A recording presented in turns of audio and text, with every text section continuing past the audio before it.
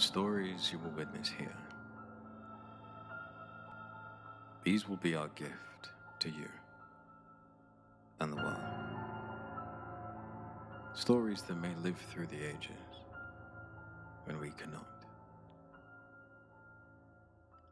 A brief spark of imagination to take you on a wild ride of emotions. Fun while it lasts. To take you on a journey that we hope you will join us on before we all return our heat to the dirt. Welcome to Mortis Maledictum. Mortis Maledictum is a full-cast cosmic dark fantasy audio drama about a world where terrible evil threatens our reality. The story starts out feeling anthological, but you will quickly find their tales are interwoven and set the grand stage for a thrilling and twisted climax. They offer you horrific monsters, complex stories, and unexpected twists that will sure pull you in. Mortis Maledictum can be found on YouTube, Audible, and everywhere you get your podcasts.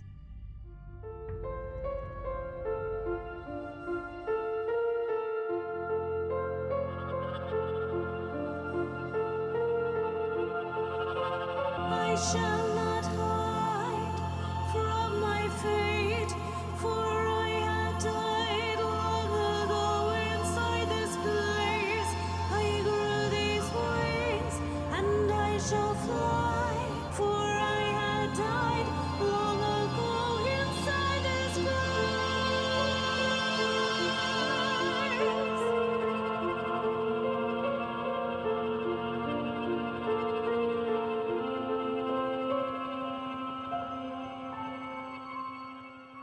Welcome to the Morbid Forest.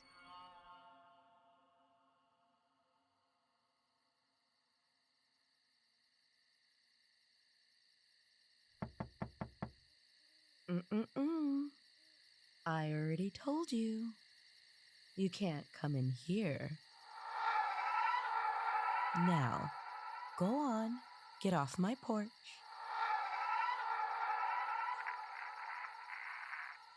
You know, I try my very best to be hospitable and welcoming to all of my travelers within the forest.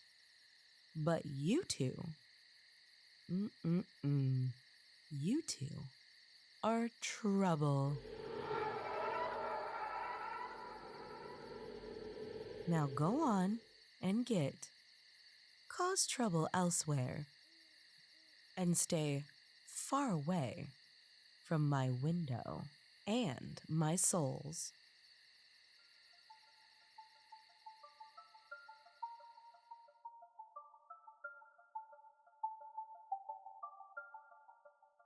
He's done it! Ozymandias couldn't wait for the Alliance's reaction. Being overthrown wasn't what he wanted under his rule. It really hadn't been his fault after all. The Alliance were responsible for the numerous failed hybrid nurseries. They never ceased attempting the fusion of the intellectually superior yet physically bronze species that would rule not only the area the terrestrials referred to as the Milky Way, but almost the entire quadrant of Stygian. Ozymandias, it has to be seen by the Vanguard first. Everything is screened by the Vanguard before it goes before the Alliance, and it's been that way for what would be considered 5 years in Terra time. Cleta meant well. She really did. She knew the failure of Ozymandias' regime was hard on everyone but him, more so than anyone. Through trials and tribulations, the planet of Antromatius had known several different leaders. Ozymandias wasn't the only failure in their executive history. When the entire future of your whole civilization and advancement of your species is predicted on the successful alchemy of your own kind and terrestrials, you become acutely aware of just how much a support system you need. In the beginning, His entire cabinet was right there with him, even right after his coup d'etat. Some tried to still support him. At the end, it was Cleta, always Cleta. She never wavered, not one time. Granted, Lugosimonia Balalimia were first generation and still thought to be the best solution to strengthening the terrestrials' bond to Antramertians. It was so promising. How it all went awry, no one even knew. They just knew it did. Cleta, the two aberrations, and the other failed Balalinia were a constant reminder to not just himself, but all of Antramatius. Since Antramatius began studying terrestrials, they learned humans are very superstitious beings. They feared what they don't know. They worshipped deities and have actual structures where this takes place. Ozymandias recalled the term being church. How odd to actually build an entire construction just to praise your higher power. These terrestrials were a strange lot. As they worshipped their deities, they feared their monsters. From what Antramertian society tells us, no monster was feared more than a vampire. They were even more powerful than the terrestrials that feared them. They were alluring, charismatic, and enticing. All things Antramertians wanted to, but would never be to humans. The vanguard of his day approved the Balenia trials, and they proceeded without hesitation. What no one could have foreseen?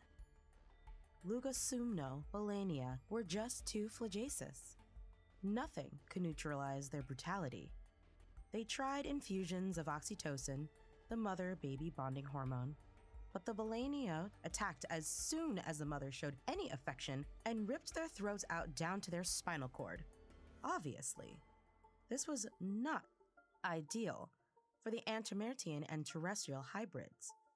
They needed the advancement of their species, not the eradication of their human mothers that bore them.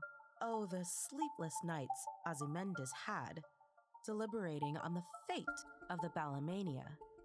But the betrayal came swift and with retribution. The Alliance, despite approving the trials and supporting his decision, put the sole blame of this failed hybrid unification on his shoulders. He was immediately overthrown and imprisoned for a short time while the Alliance regrouped and appointed a new vanguard. The next step? The Alliance commissioned the creation of Venerate. He was to show no aggression, mate with a human, and propagate their species, but to an elevated form. His first contact went well. His second and third contacts went even better. Insemination had taken place. The second aberration confirmed that. How long was the gestation period for a female terrestrial? Wasn't it 36 to 40 teraweeks? Ozymandias seemed to recall that stat from one of his many research sessions looking into their genetics. How this would combine with the Antramertians' DNA, we were all soon to find out. Ozymandias' only concern was that it did combine. Surely with Venerate's docile disposition, the aggressive nature of the Lugosumio Balamania will be an unpleasant thing of the past. This time, it had to be right. They needed this to work. Stagnation of the species was not an option. Cleta, I don't tell you enough, but I do appreciate you. You have been the one constant since the rise and fall of my empire. I really don't know what I'd do without you. Ozymandias looked at her.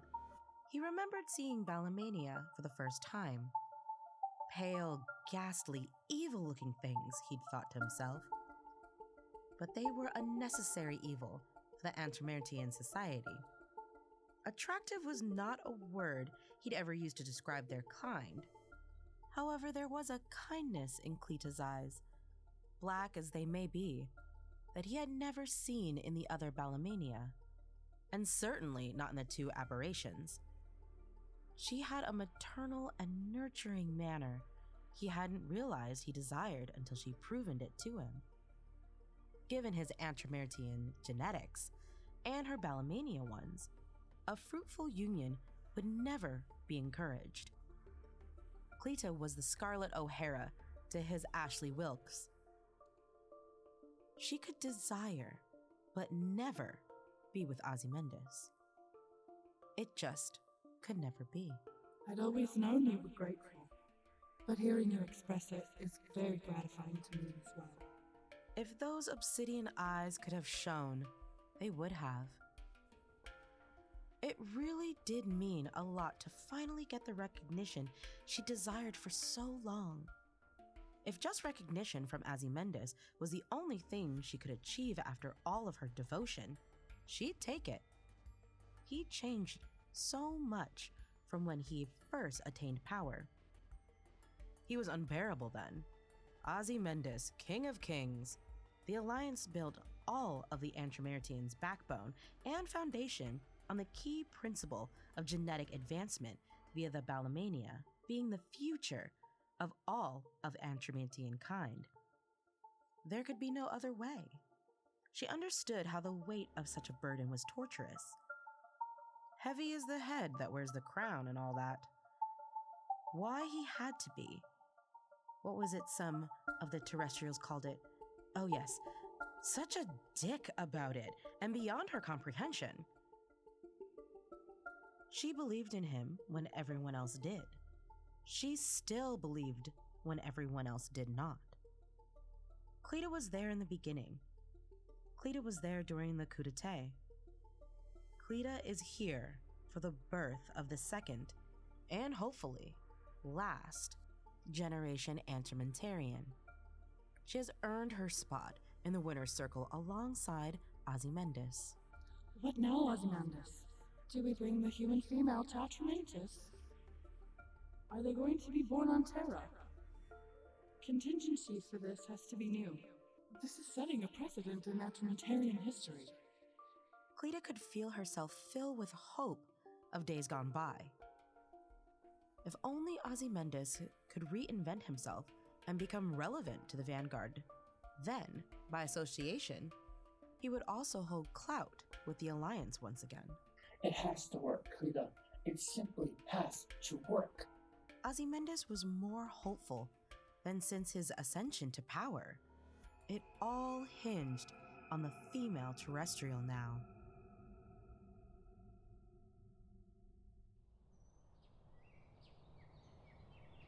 Waking up butt-ass naked on the day she was born, somewhere unknown to her, was a weekly thing to Allie. She'd get up, straighten herself out to the best of her ability, and take her walk of shame right out the door. These weren't foreign concepts to her. What was a foreign concept?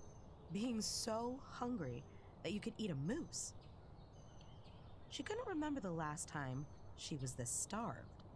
Maybe the Blue Bayou had a decent breakfast special because she wanted to eat more than she'd ever wanted to in her life.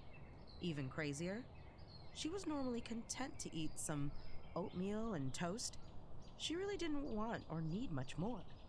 Today, she wanted meat. And a lot of it.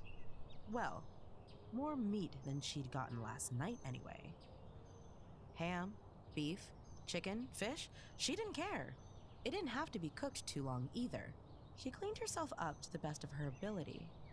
What happened last night? The bar, good-looking guy, fish head? Fish head? No, not a fish head. It couldn't be. Must have been a fever dream, spiked drink. Not sure, but last night was one big blur. She stopped dead in her tracks. The abdominal pain was unbearable. She was doubling over. What is going on? Given her track record, getting regular antibiotic prescriptions for the gift that keeps on giving, insert STD of your choice, was common enough. Although, the next day was pretty early for symptoms to start. She knew something was going on. What could it be? Her stomach growled in protest to her not getting to the Blue Bayou quick enough. Why was she so damn hungry? It was right after they opened that morning. No one was in the parking lot. The waitress was wiping down the counter. Allie was the only customer. She sat on the stool and looked at the menu the waitress handed her. The waitress, Tiffany Poole, looked at Allie in sheer disgust. Could have something to do with screwing her baby daddy, Cletus, last month. Perhaps not. You can never be sure. I want steak and eggs. Rare steak and eggs over easy. Allie flatly stated. Over easy. Something you're familiar with. Tiffany cattily sneered. Allie didn't care. She was hungry. She was in pain. She wanted to eat, go home, and crash, and get to sleep before Dawn's ass got home from work. That was the last thing she needed today. The steak was bloody, and the eggs were runny. Now, just because Allie was the town whore, that didn't mean she hadn't any table manners. Normally, she could be pretty impressive with how she holds herself at the dinner table. In her younger days, she was asked out a lot and taken to some pretty fancy dinners, so she learned basic etiquette by trial and error. She never bothered listening to Mom and Tish when she was younger. She kind of regretted that now. They really did try to teach her, but she just would not listen. It's too late to worry about any of that now. Allie looked down at the egg yolk running into and mixing with the bloody steak juices pooling at the sides of her plate. Any other day, she'd have gotten sick at the looks of this. Why did it look like the best thing she'd ever gotten? She looked at the fork in her right hand and her steak knife in her left. She'd set them down at the sides of her plate. She picked up the steak, grabbed an empty glass, and proceeded to wring out the steak and watch the bloody juice drip into it. Not that Allie cared, but Tiffany, Bo, the busboy, and the cook owner Remy were all staring at her, mouths agape. She set the steak down and swallowed a big drink of bloody juice. She rolled the steak and began dipping it into the runny egg yolk. She then placed one end of the steak in her mouth and began tearing it off. She was sucking and chewing in the process. Sad part is, that's not even the most meat she's had in her mouth at once. Bo matter-of-factly stated to Remy and Tiffany as they proceeded to burst out laughing.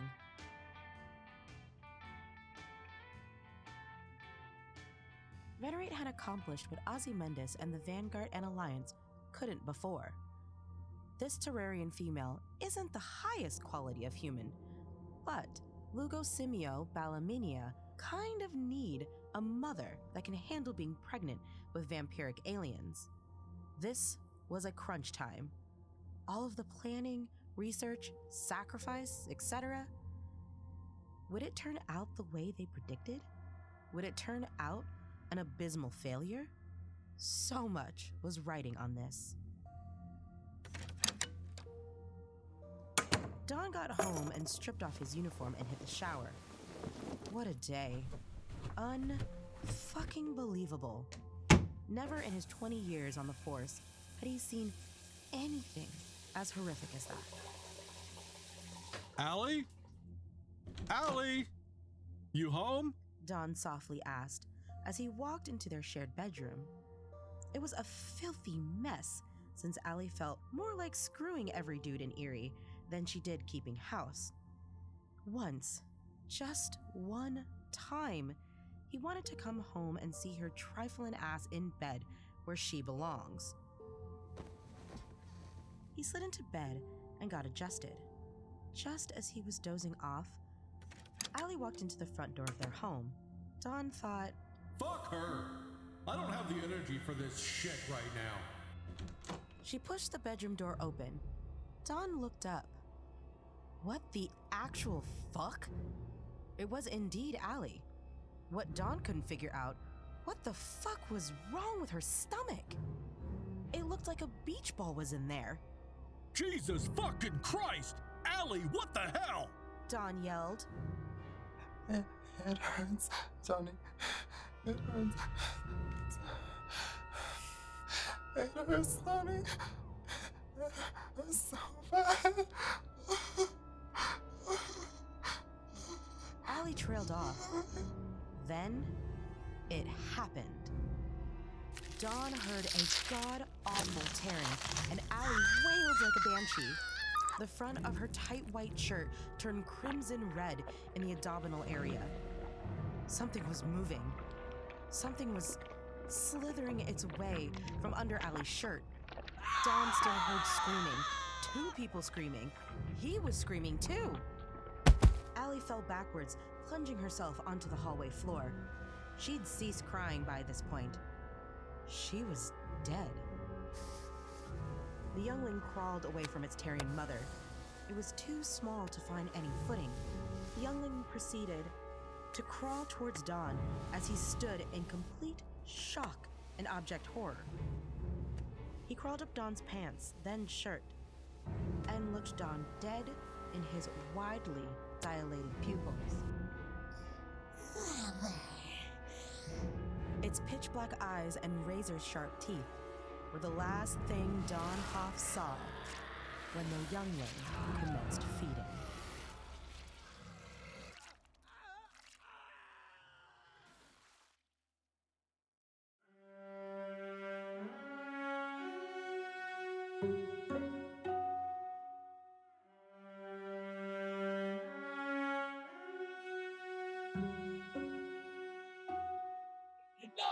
No, it can't be!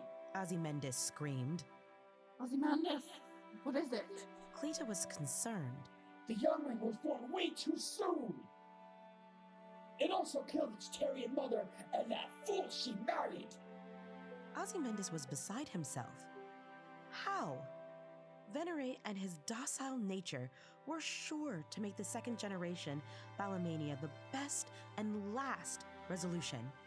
They'd gone over everything in finite detail. The Vanguard, Alliance, and Venerate were foolproof. Or so they had ascertained. Ozymandias? Cleta approached. Why did this have to happen again? Ozymandias couldn't focus on answering Cleta. What now? Was it too late? Cleta took Ozymandias' face in her hands and looked into his eyes, where tears were streaming down by this point.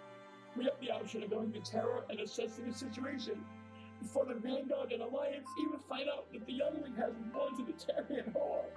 How could Cleta appear so kind with those demonic eyes? Ozymandias would never know. Cleta, if only we could... It's forbidden for Atramentarians to mate with Belamanians. Atramentarians don't even associate with Belamania, let alone marry them. It'd be better if... It was then Ozymandias grabbed and interpreted her. He pressed his lips against hers and gently glided his tongue in between. He tasted masculine, sweet, and good. She returned the kiss with fervor. He was getting aroused. Stop it, Ozymandias. We can't. It's forbidden and we'll both suffer greatly for it. Now, have you forgotten how bad things were for us when we were overthrown with the coup d'etat? You were unbearable, Ozymandias. I can't go through that again. Cleta pushed him back. His face looked like she just slapped him. He was crushed. Cleta, I love you. I cannot take you as my wife, per Atramantian law. You know this as well as I do. They've restricted Balamania from being able to mate with Atramantians the natural way. They can only combine DNA under the strictest circumstances and in a sterile laboratory. They haven't stopped me from loving you. They never could. Ozymandias took her hand into his. The flesh was soft to the touch and cold. It was so pale white. It had tings of blue. She refused to look at him.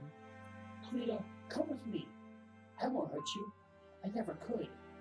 The Vanguard and Alliance will never know. We're getting ready to board the Rhombus to head to Terra. It takes 2 Terra days to even reach the Stygian quadrant. It takes another Terra day to reach their planet.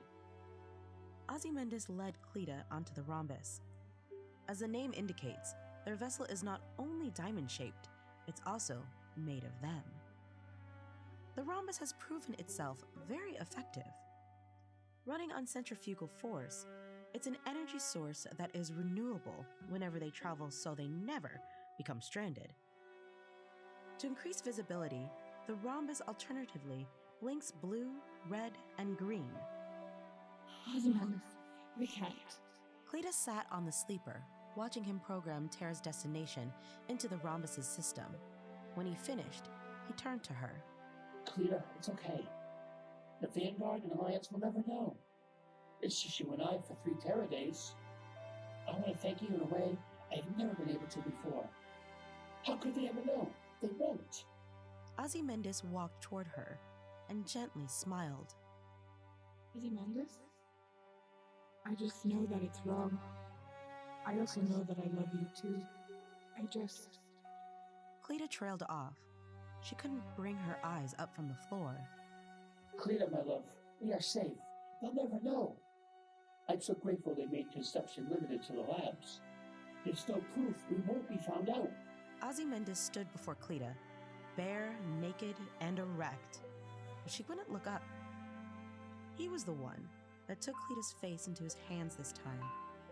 Her obsidian eyes traced slowly over his body. His skin was also soft and pale, but it was a pretty color. A much nicer shade than Cleta's corpse-like tone of bluish white.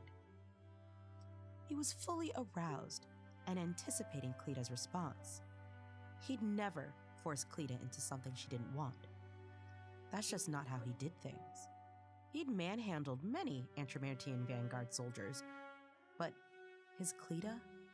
Never could he ever hurt the only being that had truly accepted, supported, and loved him when no one else even tolerated him. Cleta stood and unwrapped the bodysuit she'd been wearing. She slipped her shoulders and arms out of it and let it fall to the floor. Ozymandias began kissing Cleta again. This time, Cleta gave in fully. His hands caressed her face, shoulders and breast, and down to her pelvic region.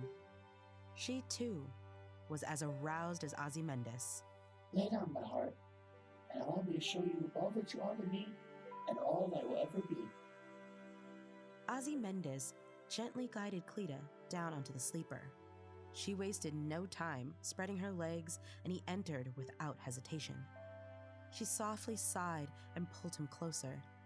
She locked her legs around his body, and they made love on and off for the 3-day trip to Terra.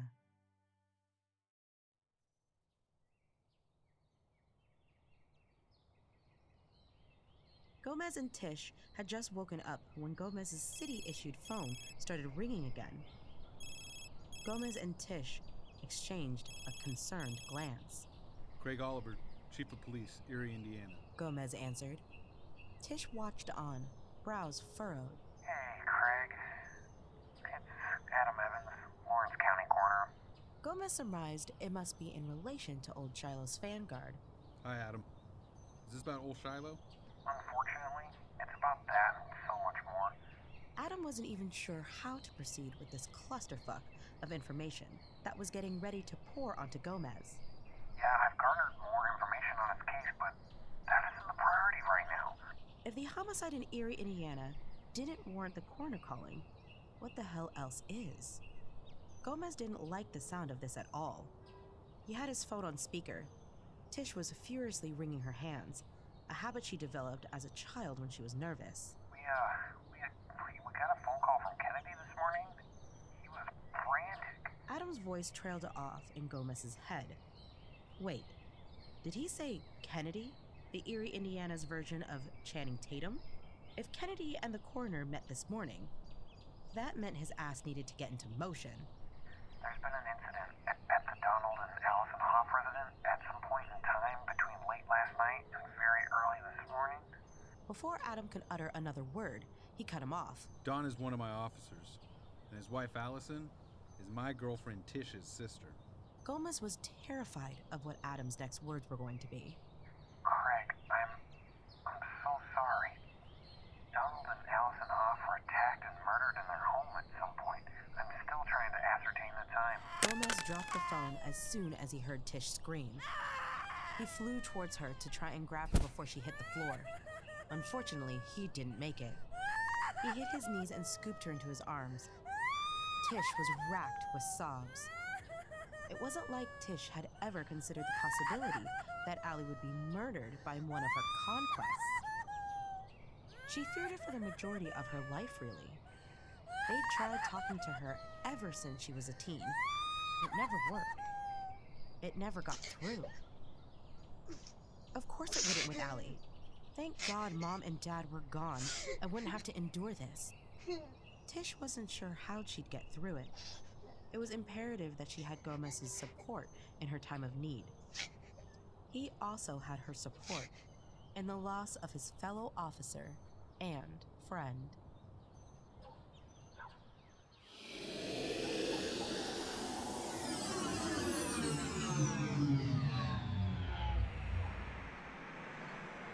The rhombus spun down and on top of a large hill in the middle of the Lawrence County forested area. The vessel's door opened slowly as a steam rose up from underneath the rhombus. The debarking plank dropped, and Ozymandias and Cleta descended the ship. Ozymandias had programmed the rhombus to get to Terra. The rhombus, as advanced as it was, found the Einstein-Rosen bridge and was able to get them to Terra in hours instead of days. It didn't matter. Ozymandias thanked Cleta several times during their journey regardless. Ozymandias, where are they? Cleta looked all over and saw no sign of Venerate and the two aberrations. They knew when we landed. Venerate had the coordinates. My guess, they weren't anticipating our arrival so soon. Ozymandias did make sense, considering they themselves thought it would take much longer to reach Terra. The trees to the right softly glowed a bright green. Venerate and the two aberrations were approaching the rhombus's landing site. Ozymandias, they're coming. Cleta pointed towards the woods. Ozymandias and Cleta saw the two aberrations and Venerate ascend the hill and approach them. Ozymandias took a deep breath. Cleta sensed his distress. What happened, Venerate? Ozymandias didn't even wait for them to get all the way up to him before he asked. We don't know yet, my lord. The youngling came forth in a manner of hours after conception. There is no way we could have planned a contingency for this. Venerate truly looked troubled. As difficult as it was to try to predict any kind of emotion by looking at him, Ozymandias definitely could tell by the tone of his voice that Venerate was as troubled as he was. I know both of us spent years researching and studying past mistakes to ensure we'd have a minimal risk of failure. Not only have we failed again, we failed worse with the second Bellamina trial than we did with the first. Ozymandias rubbed his temples to the sides of his strawberry blonde hair. Venerate began to speak, but the male aberration spoke up first. You are a fool and a coward. You shouldn't even be here. Cleta should rule, not you. She's superior, but Atramentarians fear what they do not know and hate what they fear. You should have done the decent thing. If you were truly noble, you would have committed harikari instead of trying to recover a reputation that isn't even tarnished. It's purely rusted. What would the Vanguard and Alliance say if I informed them?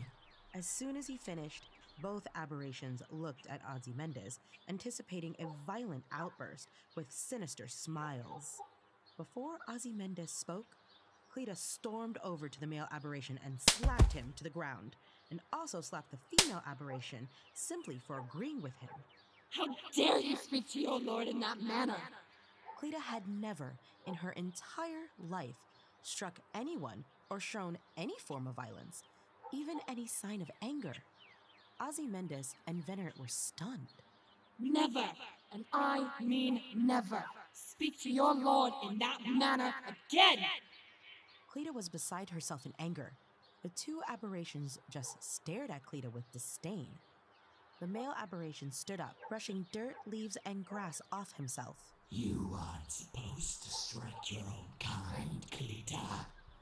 What would the Vanguard and Alliance say if I informed them? The two aberrations smiled diabolically yet again. How can you tell them if you never make it back to Trementus? Cleta fired right back. The smiles the aberrations wore quickly faded.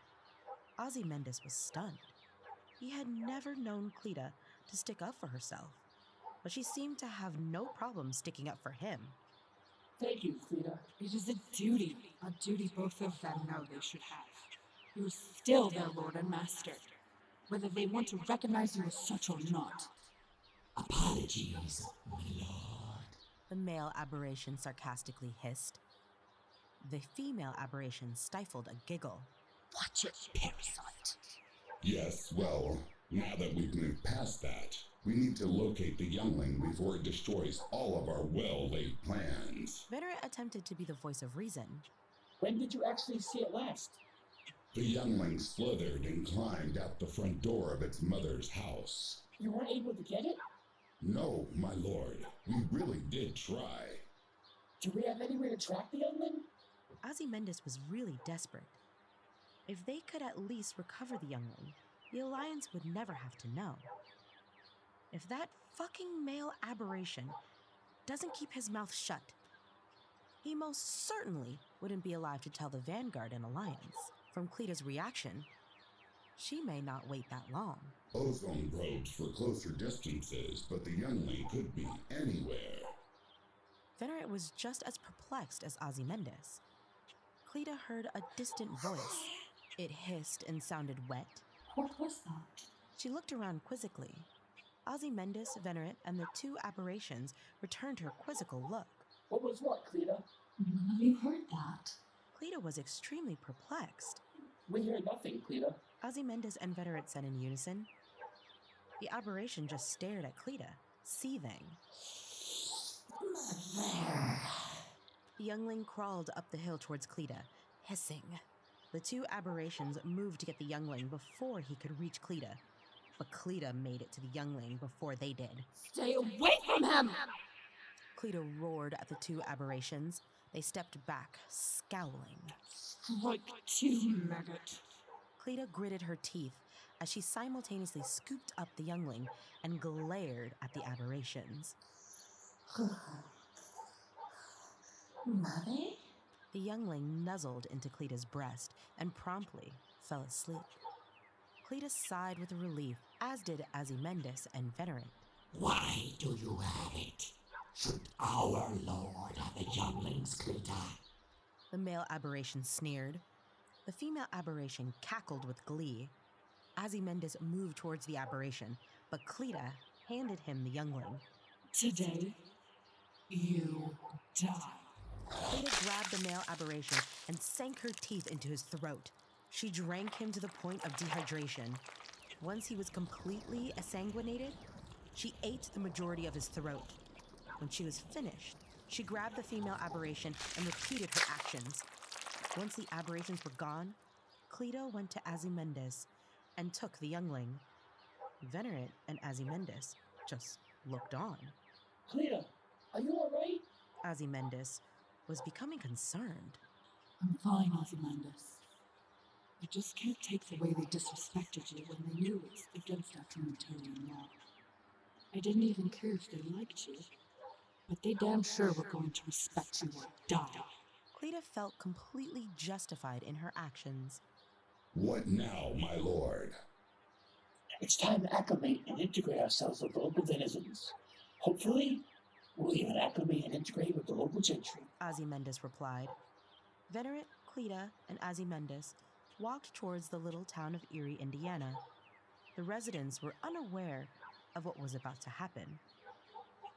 It wouldn't matter if they did know. After all, resistance is futile.